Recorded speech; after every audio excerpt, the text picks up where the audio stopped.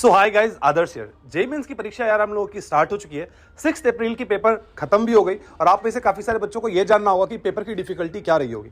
आज के इस वीडियो में मैं आप लोगों को पेपर की डिफिकल्टी के बारे में बताऊंगा, किस टाइप के क्वेश्चंस पूछे गए थे वो भी डिस्कस कर रहे होंगे और नीचे डिस्क्रिप्शन में मैं आप लोगों को आंसर की लिंक दे देता हूं। वहां से जाके आप लोग जो अभी मेमोरी बेस्ड जो क्वेश्चन आई है ना, वहां से जाके आप लोग डाउनलोड कर सकते हैं, या फिर मेरी एप्लीकेशन जेईई एबी 360 है, इसको आप लोग डाउनलोड करके रख लीजिएगा।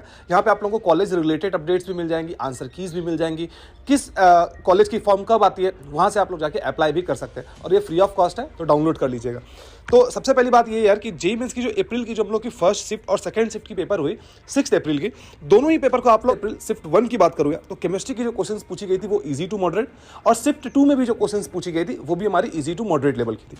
वही अगर मैं मैथमेटिक्स की बात करूं तो शिफ्ट 1 में मैथमेटिक्स का पेपर यार वो स्लाइटली टफ साइड में पूछ दिया गया था, मॉडरेट टू डिफिकल्ट लेवल के आप लोग क्वेश्चंस पूछ सकते हैं।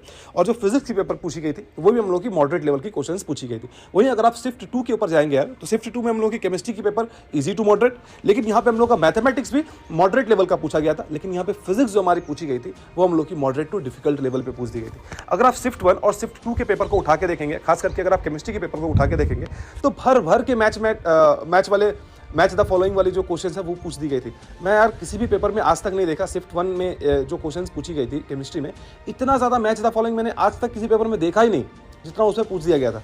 तो पेपर यार स्लाइटली कभी कभी एनटीए क्या करती है यार कि अनप्रेडिक्टेबल पेपर बना देती है। कभी तो असर्शन बेस्ड क्वेश्चंस 2-3 पूछ देंगे, कभी तो मैच द फॉलोइंग 2-3-4 पूछ देंगे, है ना। तो थोड़ा सा केमिस्ट्री का पेपर मुझे अलग टाइप का दिखा, लेकिन जो पेपर थी वो हम लोग की इजी लेवल की थी। और एक चीज़ जो मैंने नोटिस किया वो नोटिस ये किया कि दोनों ही पेपर में शिफ्ट 1 या शिफ्ट 2 की अगर आप पेपर उठा के देखेंगे तो क्लास 12th के जो क्वेश्चंस पूछे गए थे वो ज़्यादा पूछे गए थे। की बात नहीं है, मैं जनवरी के पेपर में मैंने देखा था कि क्लास 12th से ज़्यादा नंबर ऑफ क्वेश्चन पूछे जा रहे हैं, और अप्रैल में भी मैं अभी देख रहा हूँ कि दोनों ही शिफ्ट में, शिफ्ट 1 में तो 55 to 60% क्वेश्चन क्लास 12 से थे, और शिफ्ट 2 में अप्रॉक्सीमेटली 53-54% क्वेश्चन जो थे वो क्लास 12 से थे। और जैसे कि मैंने पहले ही आप लोगों को बताया कि ओवरऑल अगर आप पेपर की डिफिकल्टी अगर बोलेंगे तो मैं कहूंगा कि मॉडरेट लेवल के क्वेश्चंस पूछे गए थे, इजी तो बिल्कुल नहीं पूछे गए थे। एक्सपेक्टेड कट ऑफ की अगर मैं बात करूं, देखो एक्सपेक्टेड कट ऑफ जब तक पूरी क्वेश्चन नहीं आ जाती है, जब तक सारा शिफ्ट कंप्लीट नहीं हो जाता, प्रिडिक्ट करना मुश्किल है। लेकिन seeing the student reaction, student का रिएक्शन कैसा है, पेपर की डिफिकल्टी जो हम लोग एनालाइज करते हैं उसके हिसाब से अगर मैं कट ऑफ की बात करूं तो आप लोग यहाँ पे देखेंगे शिफ्ट 2 की कट ऑफ शिफ्ट 1 के हिसाब से स्लाइटली 1 मार्क्स का मैंने डिफरेंस रखा, क्योंकि पेपर में बहुत ज्यादा मतलब डिफरेंसेस था ना यार, बहुत स्लाइट डिफरेंस था। किसी को शिफ्ट 1 ज्यादा डिफिकल्ट लग सकता है, किसी को शिफ्ट 2 डिफिकल्ट ज्यादा लग सकता है, बट ऑलमोस्ट सेम था डिफिकल्टी। तो अब अगर आप यहाँ पे एक्सपेक्टेड कट ऑफ देखेंगे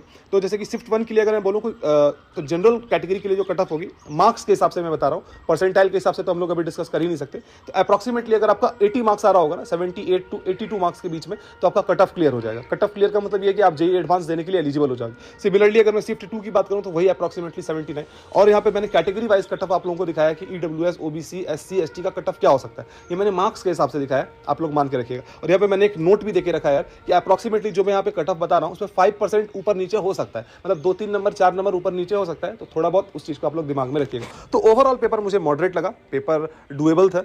अगर आप प्रीवियस ईयर के क्वेश्चंस अगर आप करके रखे होंगे तो स्लाइटली उसी टाइप के क्वेश्चंस पूछे गए थे।